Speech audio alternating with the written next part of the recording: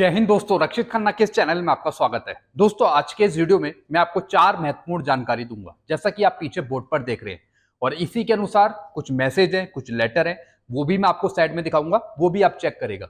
Video में आगे बढ़ने से पहले एक छोटी सी अपील कर रहा हूं, अगर आप पहली बार मेरा चैनल देख रहे हैं या फिर ये वीडियो देख रहे हैं तो आप मेरा चैनल सब्सक्राइब भी कर सकते हैं, जिसका नाम है रक्षित खन्ना, क्योंकि ऐसी जानकारियां, अच्छी जानकारियां अक्सर आपको मिलती रहती है इस चैनल के माध्यम से। और पेंशन से जुड़ी जो प्रॉब्लम आती है उसका भी सोल्यूशन किया जाता है बीच बीच में। चलते हैं दोस्तों, आगे बढ़ते हैं। सबसे पहली जानकारी, मई की पेंशन मिलना शुरू। हाँ जी दोस्तों, क्या मई की पेंशन आपको मिलना स्टार्ट हो गई है? दोस्तों, सबसे पहले मैं बात करूंगा सिविलियन पेंशनर्स की, फिर मैं बात करूंगा स्पर्श के पेंशनर की। दोस्तों, आज है 28 तारीख, यानी जो सिविल के पेंशनर है, जैसे रेलवे के पेंशनर हो गए और भी दूसरे पेंशनर हो गए, उनकी जो मई की पेंशन है दोस्तों, वो 28 तारीख आज भी मिल सकती है, या फिर 29 तारीख और 30 तारीख, यानी जो ये 3 डेट हैं 28, 29, 30, इसके बीच में सिविल पेंशनर को मई की पेंशन मिल सकती है। बाकी दोस्तों, जो स्पर्श की पेंशन है वो मिलेगी स्पर्श के पेंशनर को 31 तारीख को। जी हां दोस्तों, मई के लास्ट डे में। तो दोस्तों, सिविल के पेंशनर्स 28 तारीख, 29 तारीख, 30 तारीख, ये डेट है इंपॉर्टेंट। बाकी स्पर्श के जो पेंशनर हैं उनकी पेंशन 31 मई को। तो आप परेशान मत होइए। काफी पेंशनर कमेंट करके पूछ रहे थे कि सर हमें अभी तक मई की पेंशन नहीं मिल रही। हम रेलवे के पेंशनर हैं, हम बीएसएनएल के पेंशनर्स हैं, हम जल निगम के पेंशनर्स हैं। दोस्तों, आप थोड़ा वेट करिए, क्योंकि जो ये लास्ट के 3 से 4 दिन होते हैं मंथ के एंड पे, उसी में आपको मंथ की पेंशन मिलती है। तो दोस्तों, 28, 29, 30, 31 ये डेज बहुत इंपॉर्टेंट है आपकी पेंशन आपके खाते में आने के लिए।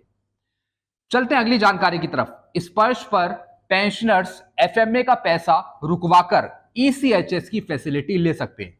जी हां दोस्तों, अगर आप एफएमए को रुकवाना चाहते हैं, फिक्स मेडिकल अलाउंस के पैसे को बंद करवाना चाहते हैं, तो ये काम आप स्पर्श पर ही कर सकते हैं, क्योंकि स्पर्श आपको एक ऑप्शन देता है स्टॉपेज फिक्स मेडिकल अलाउंस का। जी हाँ दोस्तों, स्पर्श पे आप लॉगिन करेंगे तो दोस्तों वहां पर एक ऑप्शन है stoppage FMA, stoppage fix medical allowance. तो आपको दोस्तों इस ऑप्शन पे जाना है और इसके जरिए आप अपना एफएमए का पैसा रुकवा सकते हैं और ईसीएचएस की फैसिलिटी ले सकते हैं। अब दोस्तों, इसकी कार्यवाही क्या है, इसके स्टेप क्या है, ये जरा समझ लीजिए।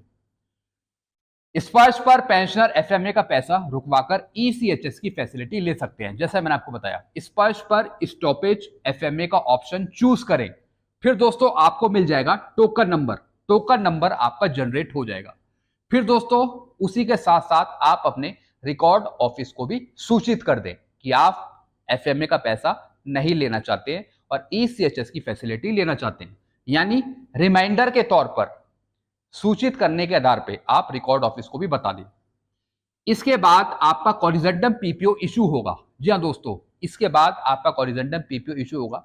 उससे पहले आपको टोकन नंबर मिल जाएगा, फिर आपका कॉरिजेंडम पीपीओ इशू होगा जिसमें एफएमए निल होगा। जी हाँ दोस्तों, इससे पहले जो आपको पीपीओ मिला उसमें आपका एफएमए का पैसा लिखा होगा, लेकिन जब आप बंद कर देंगे आप एफएमए स्पर्श पे, तो दोस्तों आपको टोकन नंबर जनरेट होने के बाद उसके बाद आपका बाद में कॉरिजेंडम पीपीओ इशू होगा, जिसमें एफएमए का पैसा नहीं शो होगा कॉरिजेंडम पीपीओ में।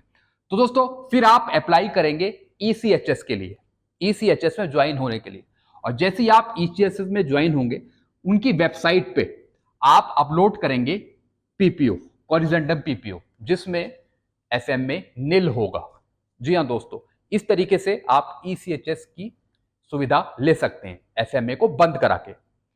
चलते हैं अगली जानकारी की तरफ। कम्यूटेशन की बहाली 11 साल बाद को लेकर पेंशनर संगठन बनाए। जी हाँ दोस्तों, जिन पेंशनर्स को नुकसान हो रहा है कम्यूटेशन पे और वो अधिक पैसा दे रहे हैं भारत सरकार को और उनकी पेंशन में से पैसा काटा जा रहा है, तो दोस्तों ऐसे पेंशनर्स कुछ संगठन बनाए, कुछ ग्रुप बनाए, आपस में डिस्कशन करें कि मेरे 10 साल हो गए हैं, मेरे 11 साल हो गए हैं, मेरे 13 साल हो गए हैं, मेरे 15 साल कंप्लीट होने को हैं, लेकिन मुझे भी नुकसान हो रहा है। आपस में आप बातचीत करें और अपने वकीलों से सलाह लें। जो भी आपके वकील हैं, जो भी जानकार हैं पेंशन से जुड़े हुए, उनसे जानकारी प्राप्त करें। और दोस्तों, अगर सब कुछ सही रहा तो इसके बेस पर आप फिर कोर्ट केस भी कर सकते हैं। लगभग 11 लोग, 12 लोग, 15 लोग, 16 लोग एक ग्रुप बनाकर आप कोर्ट केस कर सकते हैं। अगर आप एक जैसे पेंशनर हैं, मान लेते हैं कोई 7-8 पेंशनर्स हैं जिनको 10 साल पूरे हो गए, लेकिन तभी भी उनका पैसा कट रहा है पेंशन में से, तो दोस्तों भारत सरकार तो 15 साल तक काटेगी। लेकिन दोस्तों आप डिसाइड करके एक ग्रुप बनाकर कोर्ट केस कर सकते हैं कि हमें 10 साल हो गए हैं, हमारा पैसा बंद कर दिया जाए कम्यूटेशन का, क्योंकि वो पीरियड खत्म हो चुका है। तो 15 साल ना काट के 10 साल में ही आपका पैसा बंद कर दिया जाए, और जो भी आपका ज़्यादा पैसा लगा है वो कुछ अमाउंट आपको दे दी जाए। तो दोस्तों ग्रुप बनाकर संगठन बनाएं और इस मामले को आप कोर्ट में भी ले जा सकते हैं।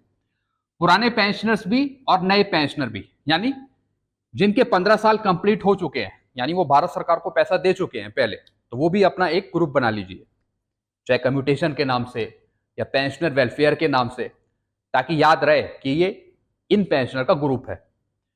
इसमें दोनों पेंशनर शामिल रहेंगे, जिनके 15 साल कंप्लीट हो गए और वो पैसा दे चुके हैं अधिक, और दूसरे पेंशनर वो रहेंगे जो अभी पैसा कटवा रहे हैं पेंशन में से कम्यूटेशन का, जिनके अभी भी आगे चल रहे हैं 15 साल। जिनके 10 साल पूरे हो गए हैं तो वो पेंशनर्स भी कार्रवाई करेंगे। आप गवर्नमेंट को बताएंगे कि आप हमसे ज़्यादा इंटरेस्ट रेट पे पैसा वसूल रहे हो, हमारा ये पीरियड खत्म हो चुका है 10 साल 8 महीने में, तो आगे का पैसा आप ना काटें, और जितना भी एक्सेस चला गया है वो आप लौटा दीजिए, जितना भी लमसम बनता है। तो दोस्तों जब तक आप एकता नहीं दिखाएंगे, जब तक कुछ नहीं होगा। तो इसलिए जो भी आपकी प्रॉब्लम है, तो उस प्रॉब्लम को आप अपने साथियों से डिस्कस करें, उन पेंशनर से कंसल्ट करें जो उस प्रॉब्लम से पीड़ित है, आपस में ग्रुप बनाकर आप डिस्कशन करें, और जहां तक हो मामला कोर्ट तक ले जाएं, तब आपकी प्रॉब्लम आगे कुछ सॉल्व हो पाएगी। चलते हैं अगली जानकारी की तरफ। DADR 0% नहीं होगा। जी हाँ दोस्तों, कुछ हवाले से खबर आई है सोशल मीडिया की तरफ से कि DADR 0 नहीं होगा, DADR 50% से आगे बढ़ेगा। जी हाँ दोस्तों कुछ विशेषज्ञ हैं, कुछ साइंटिस्ट हैं जिन्होंने ये बताया कि आपका DADR 0% नहीं होगा। जी हाँ दोस्तों, 0 नहीं होगा। इसका मतलब है कि आपका 50% DADR मर्ज नहीं होगा, 50 से आगे ही बढ़ेगा आपका DADR। AICPI आंकड़ों के आधार पर आगे की गणना जारी रहेगी। जिस तरीके से 6-6 महीने बाद आपका DADR बढ़ता है, जो उसका फॉर्मूला है AICPI आंकड़ों के बेस पर, उसी के आधार पे आपका DADR आगे बढ़ेगा 50% से आगे जुलाई 2024 में। जी हाँ दोस्तों, ऐसा विशेषज्ञों का कहना है, ऐसा साइंटिस्ट का कहना है। और दोस्तों ये चीजें मैं आपको पहले भी कई वीडियो में समझा चुका हूं, 50% DADR को लेकर, अलाउंसेंस को लेकर, भत्तों को लेकर जो डिपार्टमेंट ने पे नहीं करे। तो दोस्तों ये सब पिक्चर क्लियर हो जाएगी 4 जून के बाद, जून में ही दोस्तों ये पिक्चर क्लियर होगी। तो दोस्तों ये कुछ जानकारियां थी जो मैंने आपको समझाई। आई होप सारी जानकारी आप अच्छे से समझ गए होंगे। वीडियो आपको अच्छा लगता है वीडियो को लाइक करें और इस चैनल को आप सब्सक्राइब कर सकते हैं। Thank you so much.